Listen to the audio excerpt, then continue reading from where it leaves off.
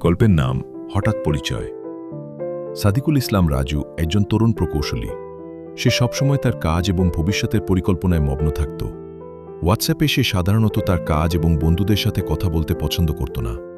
একদিন হঠাৎ একটা অপরিচিত নম্বর টাইপ করে হোয়াটসঅ্যাপে নম্বর সেভ করে তারপর নেটাকে মেসেজ দেয় ছেলেটা। মেয়েটার নাম ছিল লাবণী আক্তার মিতু। মিতু মেয়েটা তখন ছেলেটাকে মেসেজ রিপ্লাই দেয়। রাজু প্রথমে অবাক হয়েও তারপর উত্তর দেয়। এভাবেই তাদের মাঝে একটা হালকা কথা শুরু হয়। তারা দুজনেই তখন বুঝতে পারেনি যে এই অপরিচিত মেসেজটাই তাদের জীবনে এমন সুন্দর একটা অধ্যায় শুরু করতে যাচ্ছে। প্রথমে তাদের মাঝে শুধু স্বাভাবিক কথোপকথনই চলত। তারা নিজেদের পরিচয় দেয়, একে অপরের পছন্দ অপছন্দ সম্পর্কে জানতে পারে। তাদের রুচি এবং চিন্তাভাবনা অনেকটা এক হয়, তারা খুব শীঘ্রই ভালো বন্ধু হয়ে ওঠে।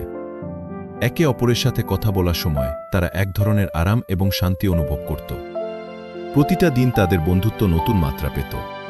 তাদের মাঝে যে এক ধরনের অদ্ভুত টান গড়ে উঠছে তা তারা নিজেরাও হয়তো প্রথমে অনুভব করতে পারেনি। কিন্তু একদিন রাজু মিতুকে দেখার প্রস্তাব দেয়।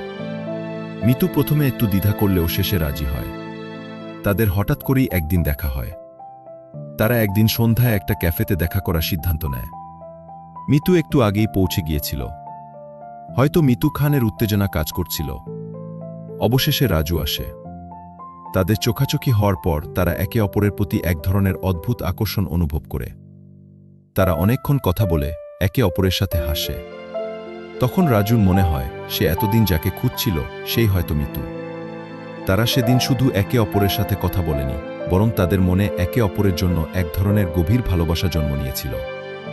সেই দিনের পর থেকে তাদের মাঝে প্রেম শুরু হয়।